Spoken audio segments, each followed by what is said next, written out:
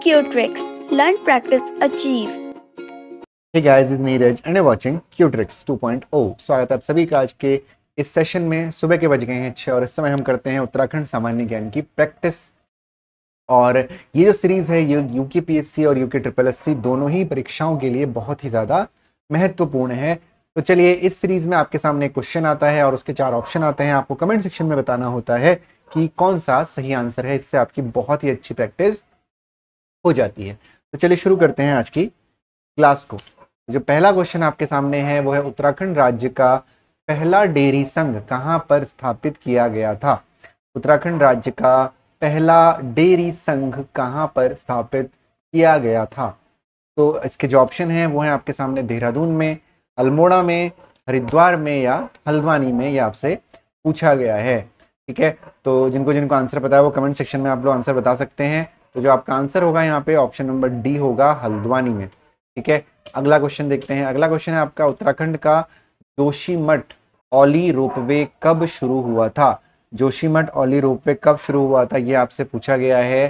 तो जोशीमठ औली जो ropeway start हुआ था उसके लिए आपके पास जो ऑप्शन है वो है सितंबर 1992, सितंबर 1993, अक्टूबर 1993, नवंबर 1994।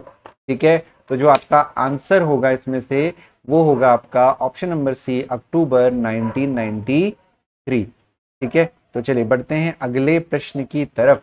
तो जो अगला प्रश्न है आपका वो है, नैनीताल की खोज निम्न में से किस ब्रिटिश यात्री ने की थी।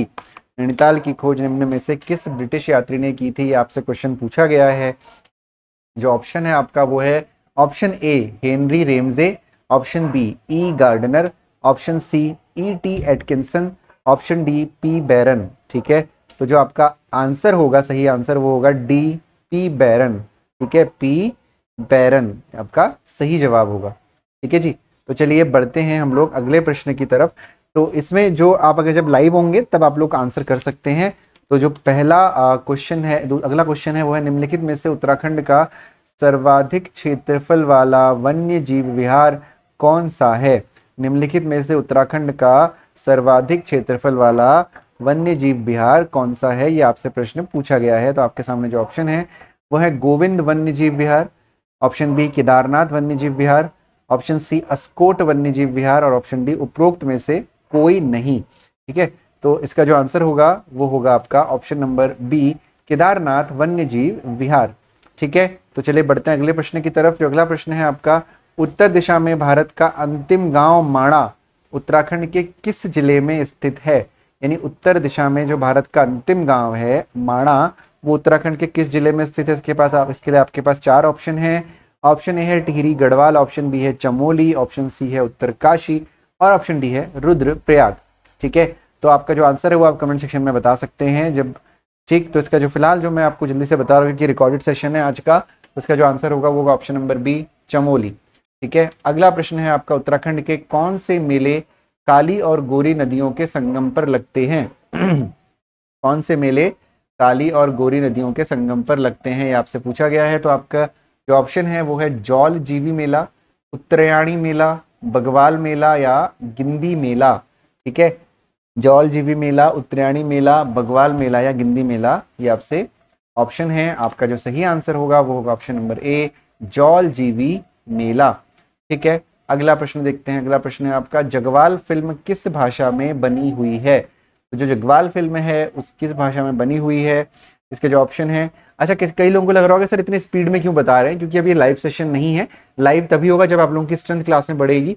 ठीक है, तो इसीलिए जो है लाइव नहीं है। आप लोग जब कमेंट सेक्शन में बताओगे तब जाके ये जो क्वेश्चन हैं थोड़ा सा स्लो हो जाएंगे और नंबर ऑफ क्वेश्चन भी बढ़ेंगे। तो इसके ऑप्शन है आपके सामने, कुमाऊनी भाषा, गढ़वाली भाषा, हिंदी भाषा या जौनसारी भाषा। जो आपका सही आंसर है वो ऑप्शन नंबर बी होगा, गढ़वाली भाषा में जगवाल फिल्म जो है बनी हुई है। अगला प्रश्न आपका होगा, वर्ष 2011 के अनुसार उत्तराखंड के किस जनपद में सर्वाधिक जनसंख्या निवास करती है। ठीक है, ये आपसे पूछा गया है कि वर्ष 2011 के अनुसार उत्तराखंड के किस जनपद में सर्वाधिक जनसंख्या निवास करती है। इसमें जो आपके पास ऑप्शन है, ऑप्शन ए अल्मोड़ा है, ऑप्शन बी देहरादून है, ऑप्शन सी हरिद्वार है, ऑप्शन डी उधम सिंह नगर है। तो जो आपका आंसर होगा, कई लोगों को इसका पता भी होगा, ऑप्शन सी हरिद्वार में सबसे ज़्यादा जनसंख्या है 2011 के अनुसार। उसके बाद अभी तक जनगणना हुई नहीं है, 10 वर्ष में होनी होती है, लेकिन कोरोना की वजह से नहीं हो पाई है, दोबारा जल्दी ही होने वाली है। अगला प्रश्न है आपका, वर्ष 2011 के अनुसार सबसे कम महिला साक्षरता वाला जिला कौन सा है? वर्ष 2011 के अनुसार सबसे कम महिला साक्षरता वाला जिला कौन सा है? ऑप्शन आपके सामने है, उत्तरकाशी, टिहरी, उधम सिंह नगर या हरिद्वार। ठीक है, तो इसमें जो आपका आंसर होगा 2011 के अंदर सबसे कम महिला साक्षरता वाला जो जिला है वो है ऑप्शन ए, उत्तरकाशी। ठीक है जी। अगला प्रश्न देखते हैं, निम्न में से उत्तराखंड के किस जनपद में पुरुषों की जनसंख्या सर्वाधिक है? पुरुषों की जनसंख्या किस जिले में सबसे ज्यादा है, ये आपसे क्वेश्चन में पूछा गया है। ऑप्शन है आपके सामने, option A Chamoli, option B Almora, option C Dehradun, option D Haridwar. ठीक है, अगला इसका जो आंसर होगा वो होगा ऑप्शन डी, हरिद्वार। ठीक है जी। तो अगला जो प्रश्न है आपका वो है, प्रसिद्ध गौचर मेला किस वर्ष में शुरू किया गया था? प्रसिद्ध गौचर मेला किस वर्ष में शुरू किया गया था? तो आपके सामने जो इसके लिए ऑप्शन होंगे वो होंगे 1930 में, 1951 में, 1961 में, 1943 में। तो जिसका सही आंसर होगा वो होगा ऑप्शन नंबर डी, 1943 में। ठीक है जी। अगला प्रश्न है आपका, झाल, बिड़ाई, दमामा और मुर्रियों क्या है? जो नाम लिखे हुए हैं झाल, बिड़ाई, दमामा तथा मुर्रियों, ये क्या है? तो आपके सामने जो ऑप्शन है, उत्तराखंड के धार्मिक स्थल हैं, उत्तराखंड की पहाड़ियां हैं, कुमाऊं के वाद्य यंत्र हैं या आभूषण हैं।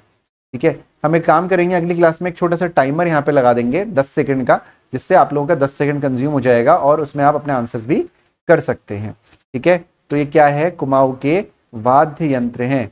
अगला प्रश्न है आपका, प्रत्येक वर्ष धानों की रुपाई के समय हिज यात्रा उत्सव उत्तराखंड के किस शहर में मनाया जाता है? तो इसका जो आंसर होगा वो होगा ऑप्शन डी, पिथौरागढ़। जल्दी से क्लिक हो गया इसीलिए तुरंत आ गया है, कोई बात नहीं। तो रुपाई के समय जो हिज यात्रा उत्सव है वो पिथौरागढ़ जनपद में मनाया जाता है। ठीक है, अगला प्रश्न आपका है, वर्ष 2001 में उत्तराखंड राज्य की कुल जनसंख्या कितनी थी? 2001 की बात की गई है यहाँ पे, ध्यान रखिएगा, 2011 की नहीं।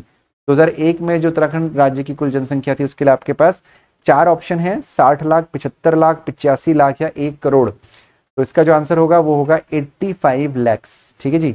अगला प्रश्न है आपका, कर्क और मकर की संक्रांति निम्न में से किस जनजाति के प्रमुख त्योहार हैं? जैसे आपने मकर संक्रांति सुना होगा, उस तरह कर्क संक्रांति भी होती है। ठीक है, केकड़ा।